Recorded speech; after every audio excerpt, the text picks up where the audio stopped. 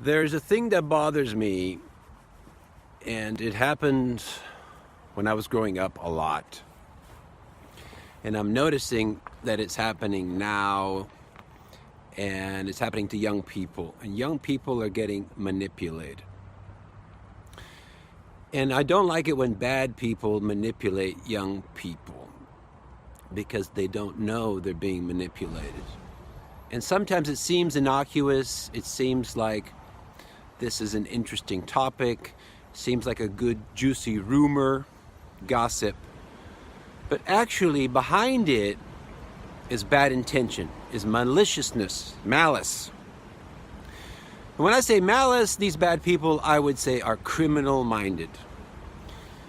I would say, they're connected to criminal networks, criminal groups. They're bad people. And you know someone is bad when they go out of their way to denigrate, to attack, to bully somebody else. And what they do is they'll say, hey, let me tell you something. Do you know about that guy, right? They go out of their way. There's a little surprise meeting. The guy sits down and says, hey, let me tell you about that guy. She is a so-and-so. And you know what he did? He did this and he did that. And you know what I heard? And the people, the young people, who are quite gullible and have no experience, they think, wow, really? He did that? Oh, wow. And then they start to respect this criminal. Now the criminal doesn't wear a badge. The criminal doesn't have a business card. They don't wear a uniform. The criminal doesn't say, I'm a criminal. The bad person doesn't say, I'm a bad person. But you know they're bad because of their action. Their intention is bad. That guy, you know what I heard about that guy? Hey, you know what I heard about that guy over there? Yeah, let me tell you. And everybody leans in. Yeah. And this is a way for people to control young people, to manipulate them. Let me tell you something. If you see that guy, you want to do something to that guy? Why don't you do this? And why don't you do that? You know what I would do if I were you? Right? We used to hear that a lot when I was growing up. You know what I would do if I were you? Next time you see that guy, next time he comes to your store, do this. That'll really get him. That is a bad person. That is a criminal. Whoever is telling you that is a criminal. They have bad intention. They have malice. Now the thing is, if the young person gets manipulated and starts doing stuff and they get afraid and they start acting paranoid and they start doing some of the things that they're being told to do, hey, why don't you do this? If something happens, the young person, the naive person gets in trouble. And the criminal, their hands are clean. That's how they do it. Hey, why don't you go over there and do this and that? And the bad guy, it never gets caught, right? Because his hands are clean. He's manipulating people. And that's the way, this is the way it works. They manipulate people. They control people. You know, whenever you see a guy with a girl, with his girlfriend, and he's like, you see that guy over there? You know what he did? Let me tell you something about him. And the girl, who's usually pretty dumb, right? Criminals and bad people, they usually associate with really dumb women. So they say, you see that guy over there? She says, yeah. Well, he did this and that with him and her, you know what I mean? And then the girl's like, oh, you're so brave and strong. You're my boyfriend. Oh, you're so smart. You're such a good guy. Oh, I feel safe with you. And all the time, the criminal, the bad person, will always say, if that guy does anything, Because the young person will say, well, what if he does something? What if he gets upset? What if he comes after me? Don't worry. If that guy does anything, we'll take care of it. I got my friends. We got you covered. And the thing is, they don't have you covered. Because criminals, they run. When there's a problem, they're going to run. And you're going to get in trouble. They always say, if that guy does anything, we got your back. No, they don't have your back. If they had your back, they wouldn't be using you to do their bidding. Do you understand? The criminal would not use you if they were upright, moral citizens. So, the whole argument is just a sham. It's just a false argument. These are not good people. Anybody who says bad things and denigrates others and it tells you to attack somebody, anybody tells you to attack somebody or to harass somebody or to bully somebody, these are bad people. And if they go out of their way, these are criminal-minded people connected to criminal groups. Because you know by their behavior, they're not upright, moral citizens. So don't let yourself be manipulated. And if that person has a problem with somebody, let them do it. Say, why don't you go and talk to that guy? Why don't you say it? Why don't you do it? Right? And then they won't do it. They won't do it. You know why? Because they're criminals. Bad people won't do that. Because what happens if they get in trouble? They don't want to get in trouble. Huh? So be careful. Don't let yourself get manipulated. And recognize there are bad people. And you know bad people when they start to say bad things about others and when they tell you to do things you shouldn't do. Those are bad people. And when they try to control you and just say, hey, see that guy, why don't you do something? And if something happens, I'll take care of you. I will protect you. You think I would let anything happen to you? Look at me. Look how tough I am. These are bad people, period. There are some very powerful magicians in the world who can, with very little effort, understand things. They do exist. And those people can be employed.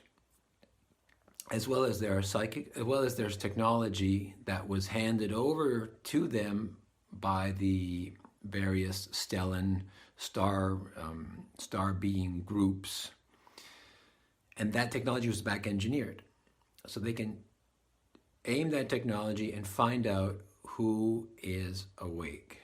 They can find out DNA signatures, and they know the DNA signature of a star being. They know the DNA signature of a star seed. They know the DNA signature of an awakened person, and they can identify those people and then target them according to their resources.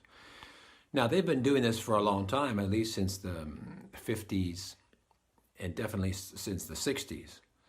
So that's like 50, 60 years that there has been this effort to target these people. But it's ongoing. And the idea is that if you nudge enough people off course, off mission, then the world order falls into disorder. Things fall out of balance. The vibration of the world starts to drop, right? So the frequency of reality drops. Why is it important? Because if the world is out of order, then the master controllers can come in here and then say, hey, look, the world is out of order. You know why? Because you're not listening to us, right? Even though they are behind it. They are behind the disorder. So we're not talking about war and disease and false flags. I'm talking about nudging people, individuals, off mission, off course. The reality system has an operating system because the reality is built on a technological architecture that exists in the higher dimensions. It is evident here in the physical plane, but most people don't see it. They don't know what to look for. But on the higher dimensions, there's an architecture. There's hardware, right? There's hardware. So you want to take over this Earth, this planet, right? What do? You try to hack into the operating system. But there's the cosmic technicians. There's the reality technicians. There's the reality software, which is very advanced, which is always correcting itself. It's removing the viruses. It's quarantining the bad effects, the corrupt code, right? They try to corrupt the code. The reality system fixes the code. The reality technicians, they clean it up. They make adjustments. So this force, using all of its people, tries to corrupt what? Corrupt society, corrupt the human being, because the human being is an intimate part of the reality. If you corrupt humanity, you corrupt reality. So it's not about, my point is, it's not about humanity as much as it's about reality. See, the magicians don't care about humans. Humans are a tool for them to take over the reality. If they control the reality, they control all of humanity. They control the planet. They can do what they want. But reality is very advanced. The people are kind of stupid. We're kind of ignorant. We're still sleeping. We're sleeping. And we're so many of us are sleeping that we are allowing them to use us as tools to destroy, to access the reality and to destroy us, to imprison us, to enslave us. You see, we are, as human beings, we are the immune system of the reality. One aspect, a very important aspect. Human beings are the immune system. This is why they create a biological attack, like a flu epidemic. They weaken our immune system. All of a sudden, the planetary immune system is weakened. That's what they want. They want to access the planet. They want to access the reality. They don't care about humans. They're not trying to destroy humanity because they hate humanity. They're trying to destroy humanity because they want to access the internal components of the reality. They want to hijack the reality. But the cosmic technician says, okay, there's a flu outbreak, we're going to protect humanity, we're going to help them out. They intended to kill millions. You see this in the Spanish flu epidemic. 50 to 100 million people were killed, not infected, were killed by a flu in 1918, 1919, 1920. This is not my imagination. What I'm saying is that they don't care about the people. They don't care about you. You are a tool. You are an instrument by which they can access the planet, the reality. They get the reality, they take it over. They take it over, they can do what they want. They can get rid of you. They can get rid of as many people as they want. They can collapse the system. Once you control the computer, you can do what you want. You reprogram it any way you like, because these guys are master programmers. So understand, so you see sort of the complexity here. One is a biological view, one is a technological view. My view is a technological view in a multi-dimensional world. And most people live with a biological view in a three-dimensional world.